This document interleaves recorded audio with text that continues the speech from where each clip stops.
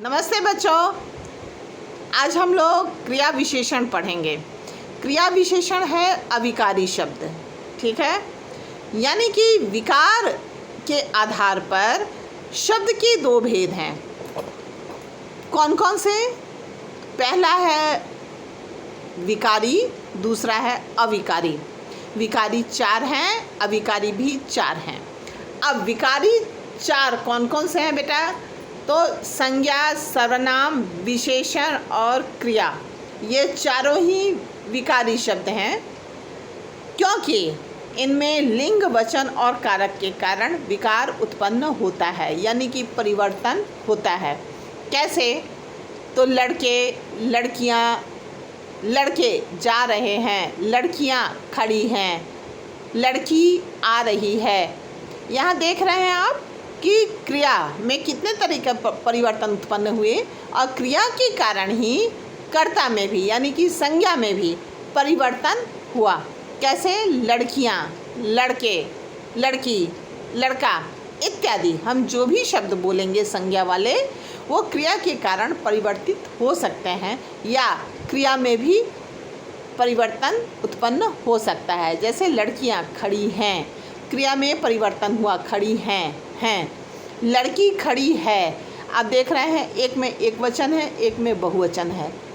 तो वचन और लिंग के कारण तथा कारक के कारण जिनमें परिवर्तन उत्पन्न हुए वे विकारी शब्द हैं। संज्ञा, सर्वनाम, वह, ये, वे सब, तुम सब, तुम, तुम्हारा इत्यादि सर्वनाम शब्द में परिवर्तन उत्पन्न हो रहा है। तो ये हो गया बेटा विकारी शब्द। विशेषण, अच्छा, अच्छी, अच्छी लड़की, अच्छा लड़का। आप देख रहे हैं कि विशेषण में परिवर्तन उत्पन्न हुआ। इसी प्रकार क्रिया में भी आ रहे हैं, आ रहा है, जा रहे हैं, खा रहे हैं, खड़ा है, यानी लिंग के कारण क्रिया में भी परिवर्तन हो रहा है। लिंग, वचन के कारण क्रिया, विशेषण, सर्वनाम, संज्ञा सब में परिवर्तन उत्पन्न हो रहा है। लिंग, वचन और कारक के कारण ये चारों ही में परिवर्तन उत्पन्न हो रहे हैं। तो ये हो गए आपके विकारी शब्द। परंतु अविकारी शब्द में कोई परिवर्तन नहीं होता लिंग, वचन और कारक के कारण। इसके भी 4 भेद हैं: क्रिया विशेषण, संबंध बोधक, समुच्चय बोधक और विस्मयादि बोधक। तो क्रिया विशेषण किसे कहते हैं बेटा? जो शब्द क्रिया की विशेषता बताते हैं उन्हें हम क्रिया विशेषण कहते हैं। क्रिया की विशेषता अभी आपने पढ़ा था विकारी में, संज्ञा और सर्वनाम की विशेषता, वे हो गए आपके विशेषण। और इसमें क्रिया की विशेषता बताई जा रही है, तो ये हो गए क्रिया विशेषण। ये आपके अविकारी शब्द हैं। अविकारी भी 4 हैं, आपको मैंने अभी अभी बताया है।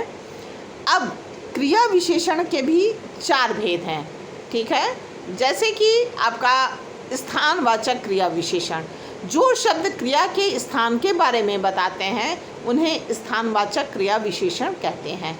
कैसे? वह घर के अंदर गया, बच्चे वहाँ खड़े हैं, ठीक है। अब यहाँ देखिए, अंदर, वहाँ, ऊपर, नीचे इत्यादि शब्द में कोई परिवर्तन नहीं उत्पन्न होने वाला है। चाहे एक लड़का खड़ा हो या अनेक लड़के खड़े हों, कोई अंतर नहीं आता। तो ये हो गया स्थानवाचक क्रिया विशेषण। कालवाचक क्रिया विशेषण, जैसे मैं कल विद्यालय जाऊंगा। अब यहाँ देखिए बेटा कि आप कल शब्द जो है वो आपके कुछ भी आप वाक्य बना लें वैसे ही होंगे। मैं कल विद्यालय जाऊंगा या जाऊंगी, हम सब कल विद्यालय जाएंगे। आप देख रहे हैं कि आपके क्रिया में जो परिवर्तन आया, कर्ता में जो परिवर्तन आया, यानी कि संज्ञा या सर्वनाम में, लेकिन आपके क्रिया विशेषण में कल शब्द में कोई परिवर्तन उत्पन्न नहीं हुआ। कल आपके ज्यों के त्यों ही बने रहे। इसी प्रकार है रीतिवाचक क्रिया विशेषण, जिन शब्दों से क्रिया की रीति, विधि अथवा तरीके का पता चले उसे हम रीतिवाचक क्रिया विशेषण कहते हैं।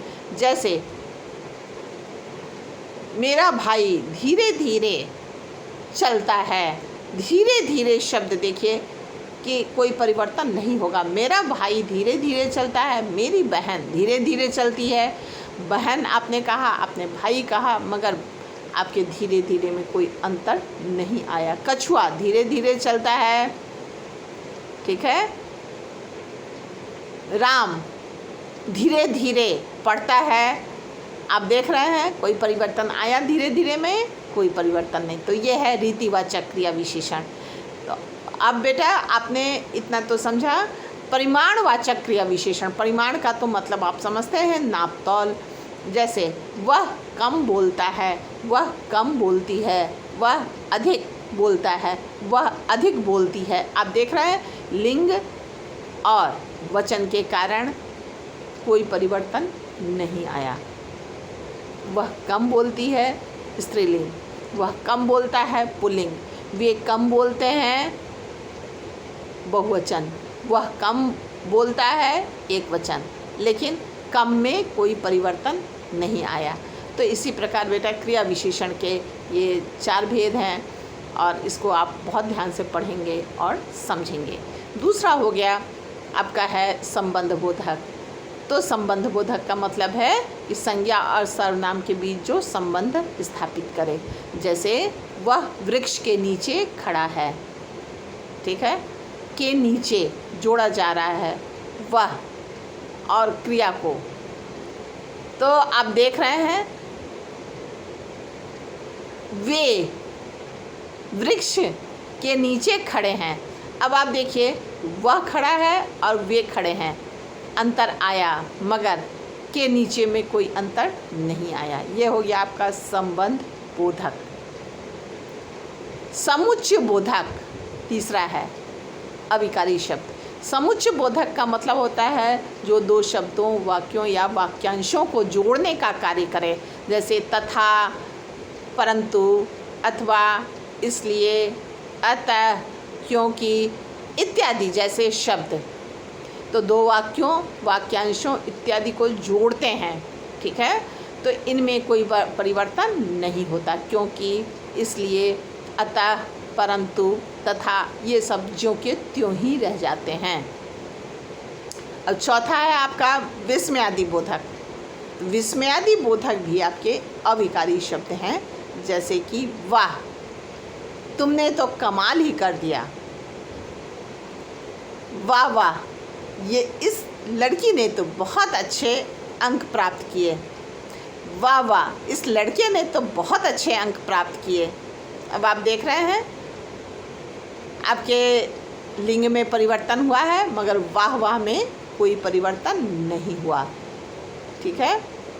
तो इस तरह से वाह, आहा, शाबाश, इस तरह के जो शब्द होते हैं इन्हें हम कहते हैं विस्मयादि बोधक, और विस्मयादि बोधक चिन्ह भी लगाए जाते हैं।